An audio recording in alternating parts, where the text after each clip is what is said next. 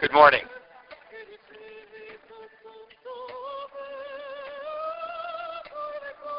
Now that Jean has agreed to stop working the room for a moment, we can begin. A warm and early welcome to this ceremony, this Leadership Legacy Induction Lifetime Achievement Award ceremony for Jean Lipman Blumen. A warm, warm, warm welcome to the many family, to friends, to colleagues, admirers, delegates who are hungry. Nice to have you all here. And Jean, thank you for this opportunity and excuse. I'm Brian Sullivan. Recently stepped down from the ILA board after some service there, and my day job is as Vice President Students at the University of British Columbia in Vancouver.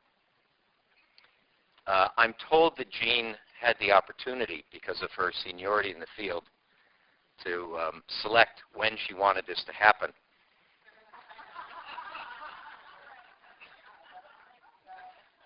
The early hour is evidently some bizarre, continuing scholastic quest to test notions of great followership. So we'll be passing out some of the surveys later also and collecting those, the notes. I had the privilege of knowing Jean not as a colleague, not even as somebody who consumed, utilized, thought about her writings and those of her students and collaborators, but as somebody who is a newbie to the field of leadership and to the board, and who by virtue of saying yes to hosting a conference was suddenly on the ILA board. The student leadership people at UBC certainly knew the organization well. I did not. And so my knowledge of Jean and my appreciation for her grew from being a brand new board member.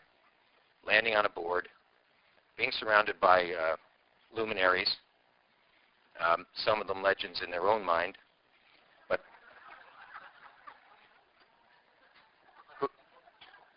whose work is currently standing the test of time. This is one of these long now moments, you know. But it's a tremendous collection of people. They're very generous to me. No one was more gracious, more understanding, more patient than Jean in terms of saying, took me aside the first meeting, said, don't worry about all that stuff. Be yourself. Bring whatever truth you have. Bring all your stuff here. It's going to be more than enough. We're going to learn from you. You're going to learn from us. It's going to be a good professional experience. And Jean, it certainly has been. Thank you. We also, at a more personal level, had the experience of mutual, close and deep family loss. And so we had a chance to be compatriots with each other around that. So at a personal level, in addition to a collegial and scholarly level, I have much to be grateful for.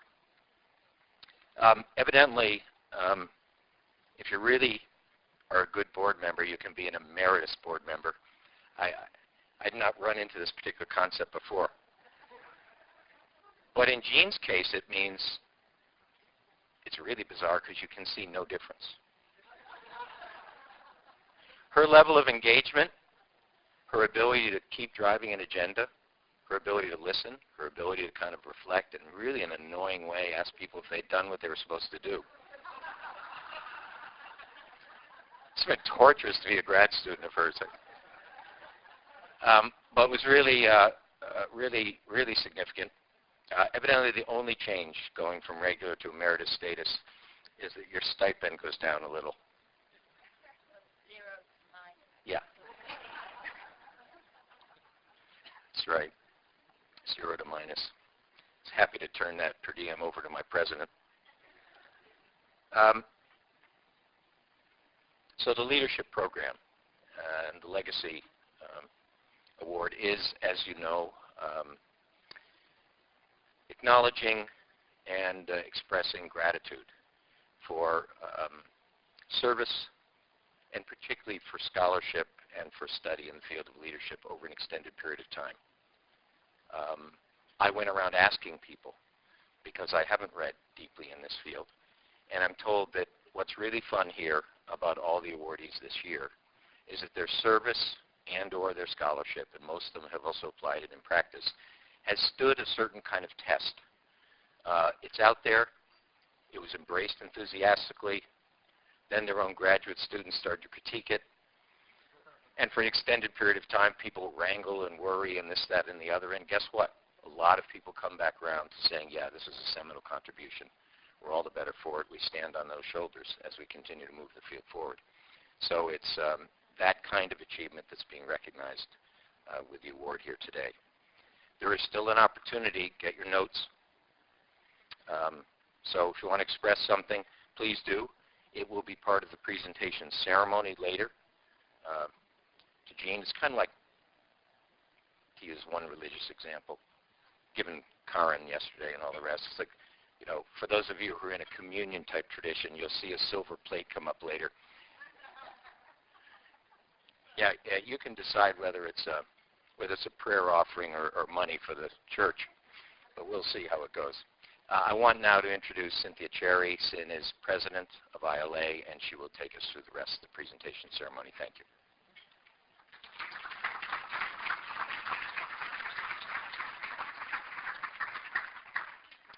You will see Brian Sullivan on Saturday Night Live next week. We didn't know we had such a stand-up comic in you, Brian. Thank you all for being here this morning for what is really a very special time for all of us, and that is honoring one of our legacy recipients, Jean Lipman Blumen. And many of you know her in this room, both personally and also through her work. So I'm not going to talk much about her work, but I do want to share some personal experiences about Jean. She's been involved with the ILA almost since its inception. In fact, the very first conference that we had in Atlanta, she was a keynote speaker and talked about connective leadership, her book, Connective Leadership, and did a phenomenal job. And after that, as both Shelley and I got involved in the staffing of the ILA, the following year we were in Toronto and then Miami. And Jean and I had a couple of great conversations where she would just pull me aside. We'd be sitting on a couch and talking deeply about her work, but also about who Jean was.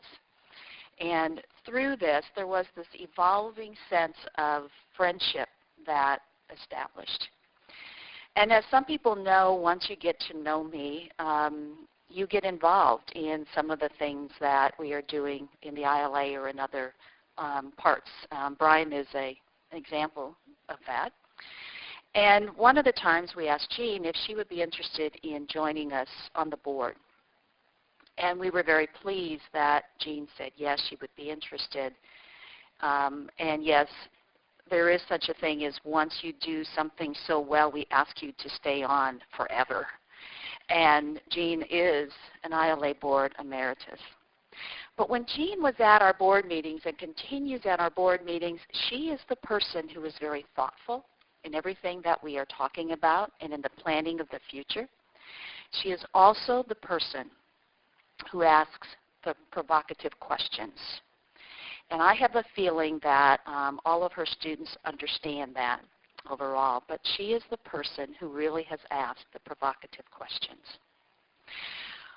Well, as she was on the board and through the many different agenda topics and programs that we talked about, I always had the pleasure of calling Jean at her home. And she would give me certain times of the day when I could call. And those times were always, the conversations themselves were tremendous, but I also remember some of the uniquenesses, right? So I'd be calling, and if you've ever been in her home, their offices, her office, and then her husband Al's office was right next to hers. They were next to each other, and they would yell across the office. And they would be working on different topics, but they would be each other's feedback, right? And so there'd be times when I would be on the phone and Hal would be yelling to Jean about getting some feedback on something that he was working on. And I used to always love, because Jean, not even removing the phone, would say, Hal, I'm on the phone. So but it was this special relationship that existed. And it's the part I always remember, and I know it's one of the things that you miss. But it was one of those things that always, it made Jean real human to me. The other part, and I don't think I'm sharing any secrets here. If I am, I'll apologize right now.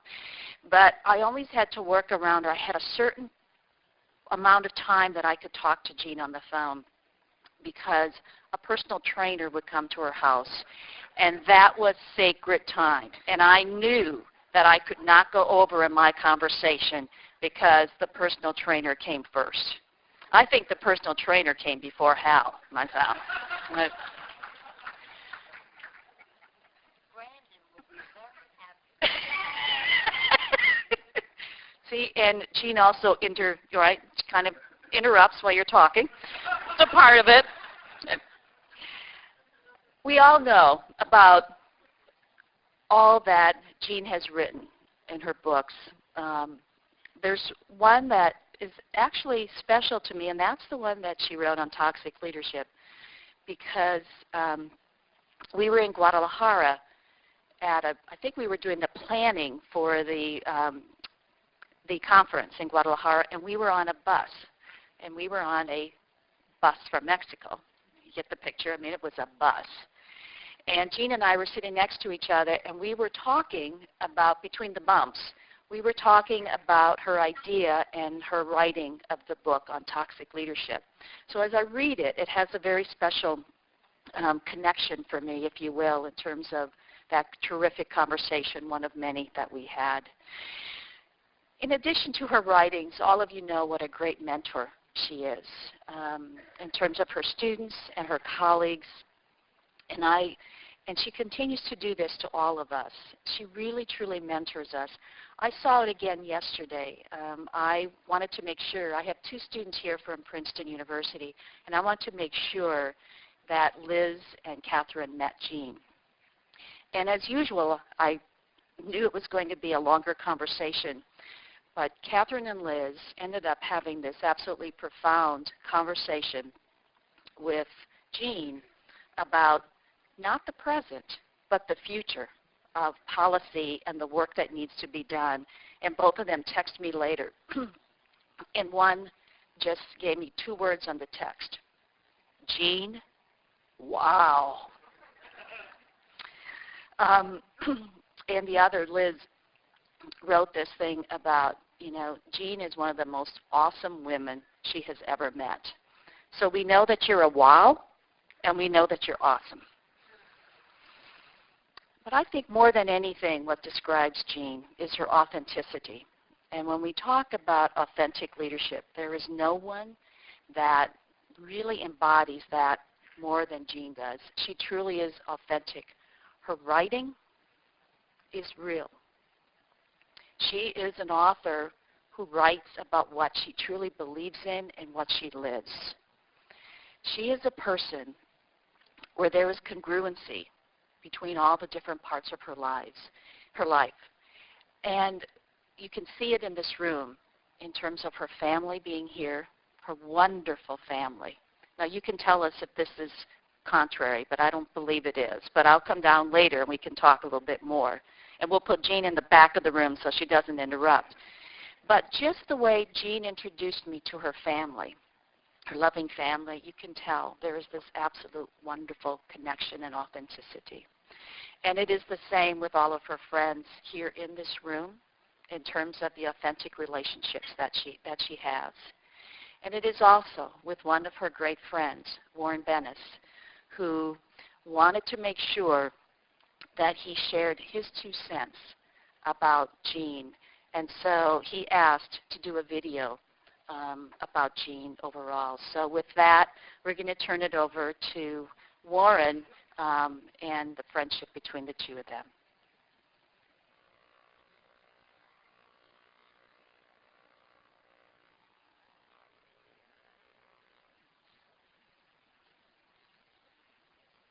Hi, everyone.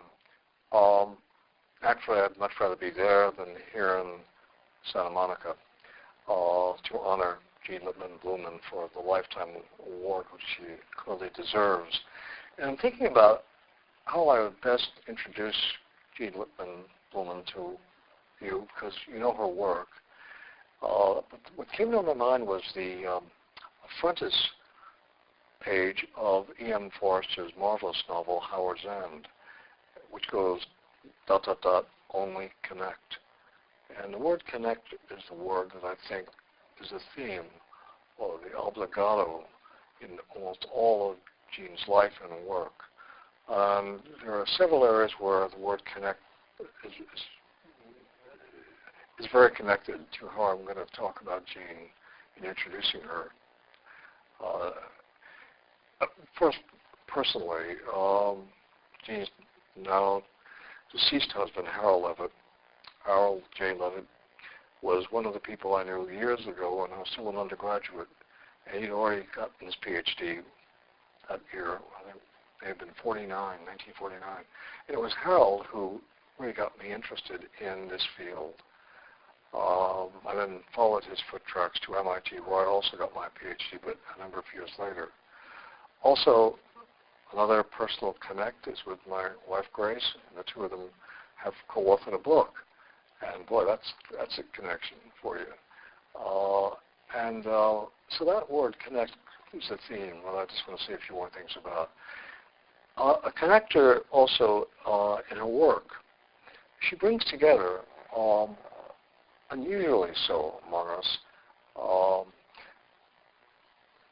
connections between the canon of leadership, if we have a canon. She connects the ideas of leadership with the humanities, with the social sciences, with fiction, with theater. So there's a lovely interplay in her writing of a deep intellectual, committed thoughtfulness and clearly serious work, often backed up by serious, also empirical work. It always surprises me to look through the work and the number of books and articles that Jean has written.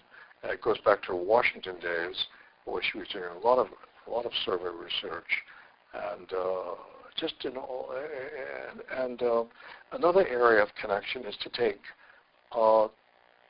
disjointed or disassociated things. Well, for example, most of the writings about leadership, where they've focused on leaders, have focused on exemplary, exceptional ones, very often stellar examples. Whereas she went the other way, and I like that, talk about toxic leadership. In fact, one of her books, and that is especially interesting to me, is The Allure of Toxic Leadership. I remember Jean discussing the title with me. She was looking for another word than allure, but finally stuck with it. But when we saw each other recently, she still was, I think, reprinting it or rethinking the title. She's still not sure about that word allure. I couldn't help her out on that one. But again, the idea of toxic bad really was a kind of an upending of a good deal of the writings that were done, have been done, still are done on exemplary models of. And I like the fact that she took the other way. I guess the other thing about her connectivity, her only connect, is her relationships with others and with the general public. You see, her writing is interesting because it's not in any way the stereotype of the how to do or almost the cheapening of the currency of our field. But it's also, in addition to being serious and conceptually challenging and demanding, it is also very well expressed.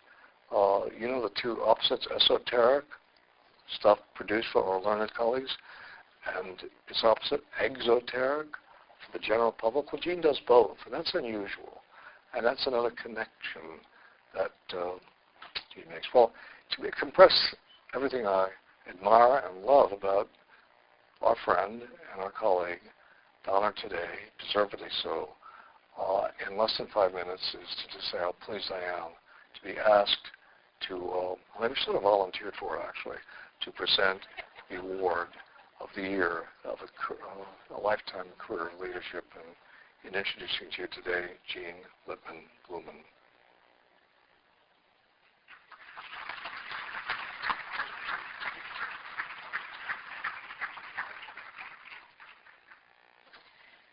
So it is now my great pleasure to present to Jean Lipman Blumen the ILA Lifetime Achievement Award in gratitude for her tremendous work in advancing the field of leadership.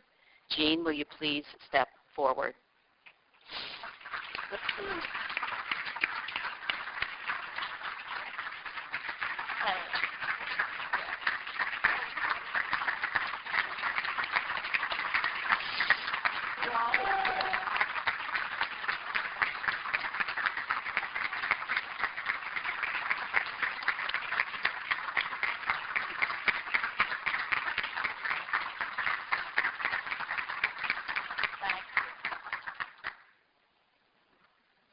Much of your work will live on in your research, in the articles, in the chapters, the books, and in all the speaking engagements you have done around the world. The International Leadership Association honors you for all of the work that you have done on furthering the field of leadership. In addition to your scholarly work, you have given something much more. You have given of yourself to your fellow scholars, students, educators, and leadership practitioners. On behalf of all of them and the ILA, we present to you the International Leadership Association's Lifetime Achievement Award and the testimonials of the people whose lives you have touched. Your legacy will live on for many, many, many years, and you will continue to touch the lives of others. The ILA will proudly display your accomplishments and accolades on a virtual wall of fame that will include a dedicated website to you and all the work that you have done and will continue to do, along with the other legacy recipients.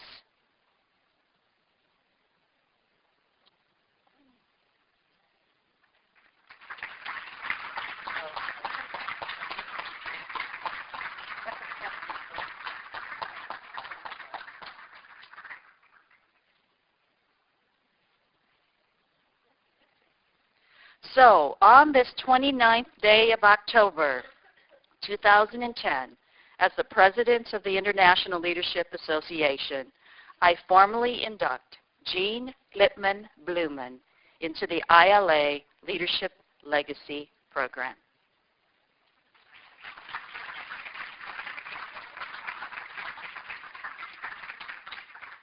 Well, I am quite speechless, and I think for those of you who know me, that's quite a statement. Thank you all. Thank you all. I can't believe that everybody got up at this hour of the morning to come to the breakfast, but I thank you. I thank you for getting up. This is sort of like coming to your own funeral, but without the consequences, as Kathy Allen pointed out to me this morning. Thank you, Brian. Thank you, Sin. Thank you, Warren. You can tell those are pretty hard acts to follow, particularly in 10 minutes or less. But dear, dear honored guests, colleagues, friends, and family, Abraham Lincoln once remarked, "Better to remain silent and be thought a fool than to speak out and remove all doubt." But today, throwing caution to the winds, I'll forego Lincoln's good advice and respond to this unexpected but cherished award in approximately 8 to 10 minutes, okay? Is that okay? Okay. First, I want to say how profoundly moved and grateful I am to ILA for this award, both because of the unusual circumstances of its timing and place, as well as its intrinsic meaning. Then, very briefly, I'd like to pose a special challenge that ILA is uniquely qualified to address. To begin with the unusual circumstances of this award, by chance, it arrived on my birthday. What an incredible birthday gift. Thank you. But unfortunately, next year, I think will be a real letdown. Unless you have a second act planned. Again, by chance, the presentation is occurring in the town of my birth, and if you have ever had any doubts about it, just listen to me speak and you'll hear it.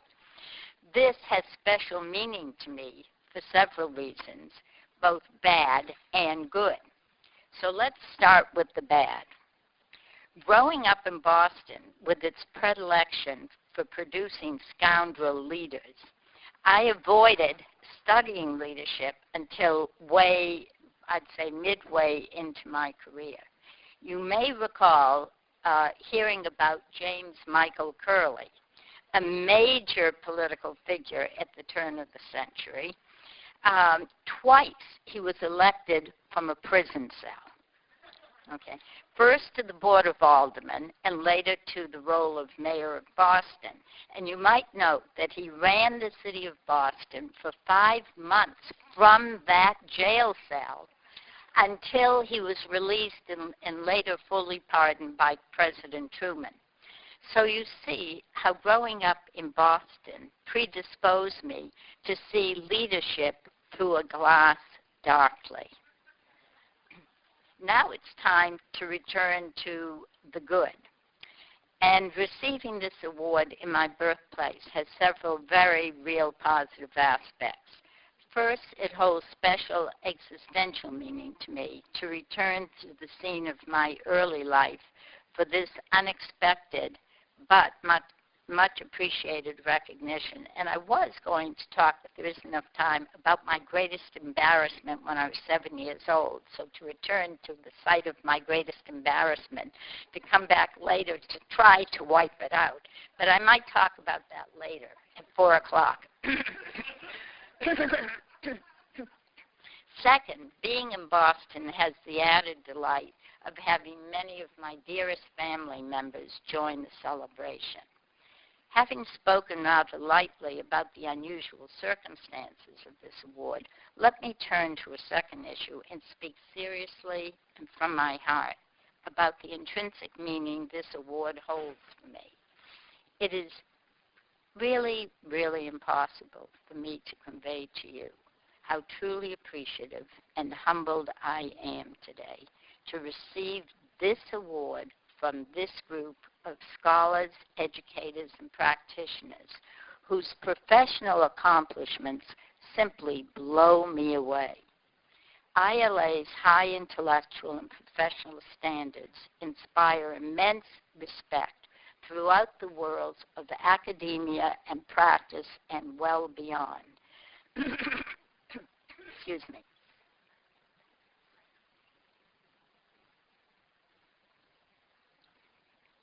Besides, being selected in the company of the other awardees, thank you, Ed Hollander and Fred Fiedler and Russ Marby, makes me feel that I am flying way above my pay grade.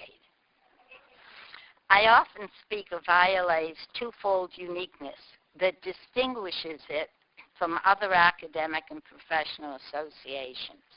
First, ILA is unique in the challenge that it undertook 12 years ago to bring together the highest level of scholarship with the most innovative and integrity-infused leadership practice so that scholarship might inform practice and practice might serve as a real-life corrective for scholarship.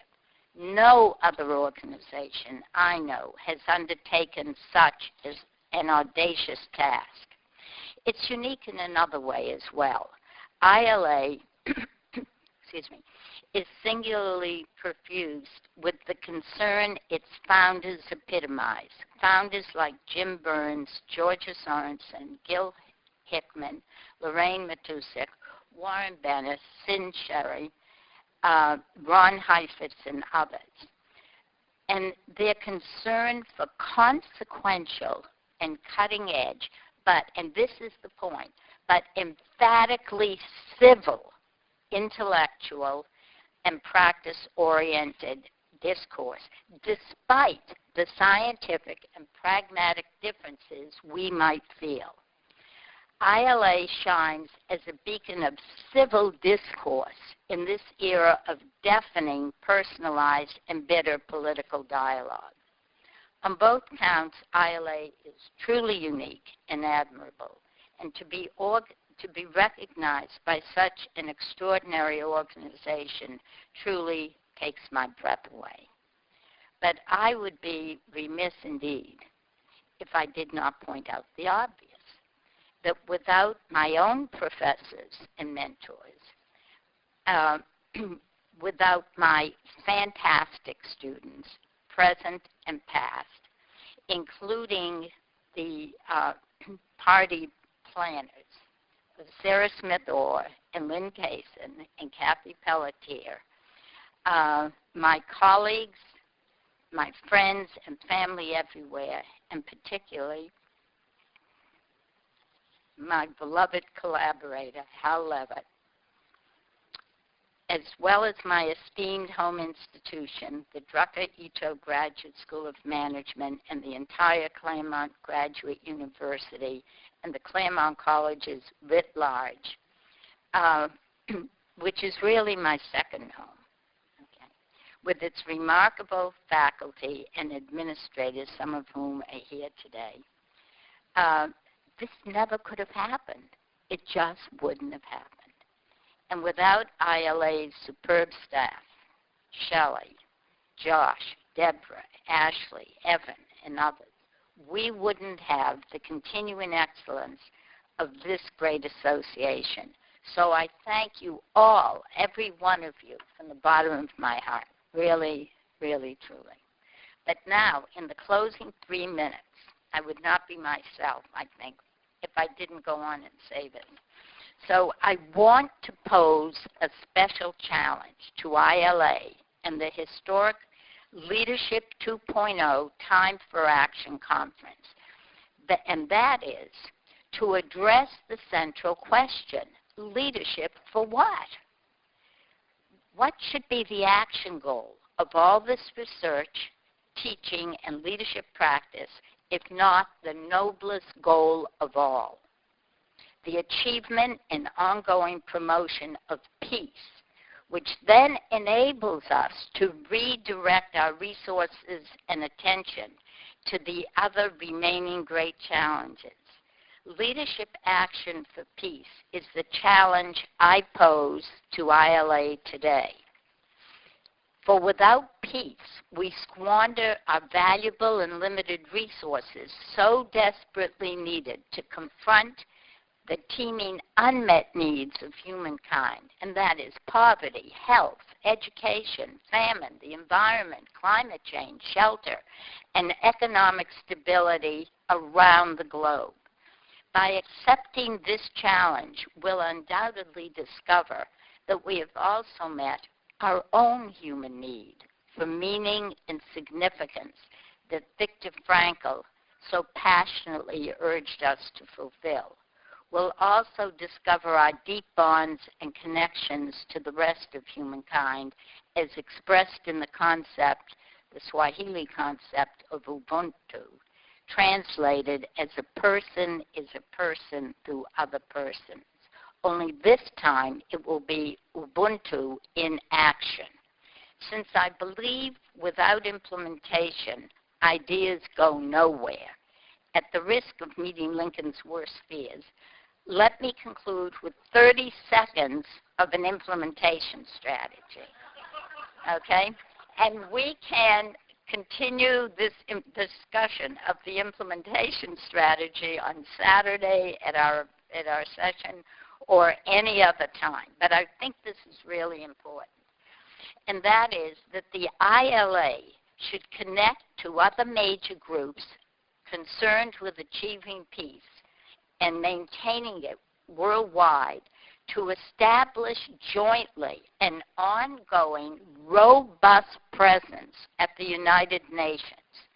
ILA should lead the way. We should have a strong voice in international policy for peace. Having a voice in the international policy dialogue will open new doors to peace. Then, when we are asked, leadership for what? We may answer unabashedly, leadership for lasting peace that redirects our resources to fulfill humankind's most critical unmet needs. May ILA lead the way. Thank you all for this cherished award and for considering this proposal. And when I opened my door this morning, I found the Wall Street Journal outside my door. And I thought it was a propitious headline, Birth of a Movement. Go for it.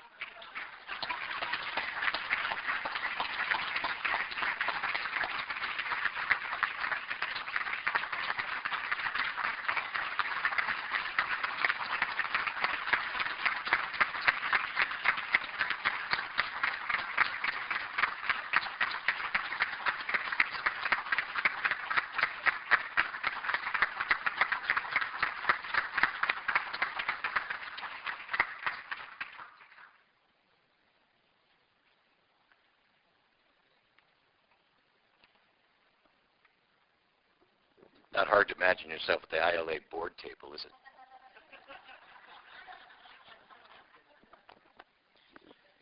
This sort of inclination to action was one of the things that I really appreciated as a practitioner. And so, Jean, thank you for illustrating that yet again, and for the tremendous blend that you represent as a person, for the authenticity in your voice, which came through so well, and for the challenge. Almost makes up for the Red Sox not being in the World Series for me. Thank you for joining us. Thank you for honoring Jean, but Jean would be the first thing in person to say thank you also for this opportunity to honor each other. Your work is really what propels all this, so I'm going to take the opportunity to assume that, just as she did several times, that she would like to thank you. So please, before you leave, and as I say to students, don't leave any food behind. I don't usually need to tell them twice, but we'll see how it goes. Please give yourselves a hand and thank you for being here.